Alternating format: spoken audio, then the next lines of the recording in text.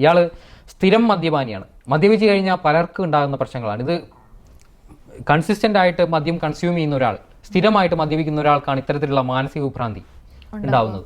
ഇയാൾക്ക് ചുറ്റും നടക്കുന്ന കാര്യങ്ങളൊന്നും ബോധ്യമുണ്ടാവില്ല. ഇയാൾക്ക് അയാളുടെ കാര്യത്തിൽ പലപ്പോഴും തന്നെ ആരെങ്കിലും ആക്രമിക്കാൻ വരുന്നതായിട്ട് തോന്നും. അങ്ങനെ പല ചിന്തകൾ ഉണ്ടാവും.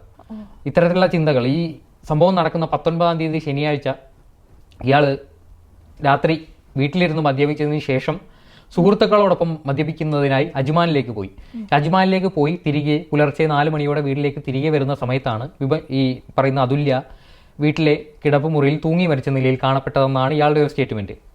ഇത് ഈ തൂങ്ങി മരിച്ച സ്ഥലവും ബെഡും തമ്മിൽ വലിയ ദൂരമില്ല, ഇവർക്ക് കാലത്തുമായിരുന്നു എന്നൊക്കെയാണ് ഇയാൾ പറയുന്നത്. ഇയാൾക്ക് വളരെയധികം ദുഃഖമുണ്ട് പോലും. ഇദ്ദേഹം ഫേസ്ബുക്കിൽ ഇത് കഴിഞ്ഞൊരു പോസ്റ്റ് ഇട്ടു, അത് പോയി ഇനി ഞാനും പോകുന്നു എന്ന് പറഞ്ഞാൽ മരിക്കുമ്പോൾ തീർച്ചയായും ആ ഒരു ഉത്തരവാദിത്വം തന്നിലേക്ക് എത്തും. അതുകൊണ്ട് അത്തരം ഒരു ആത്മഹത്യാ ഭീഷണി മുഴക്കിയാൽ ഒരു പരിധിവരെ ആ ഒരു ഭാര്യ നഷ്ടപ്പെട്ട ദുഃഖത്തിൽ തനിക്കും ദുഃഖമുണ്ട് എന്നുള്ളൊരു രീതിയിൽ ആൾക്കാരെ അറിയിക്കുക. ഇപ്പോൾ കേരളത്തിലെ മാധ്യമങ്ങളിലൊക്കെ ഇയാളുടെ സ്റ്റേറ്റ്മെന്റ് വരുന്നുണ്ട്. അതിലൊക്കെ പറയുന്നുണ്ട് കുഞ്ഞെന്നാണ് വിളിക്കുന്നത് ഭാര്യയെ. അപ്പോൾ അത്രയധികം സ്നേഹമാണ്. ശരിയാണ്, സ്നേഹമായിരിക്കും. പക്ഷേ ഈ മദ്യമാണ് ഇവിടെ വില്ലനായിട്ടുള്ളത്.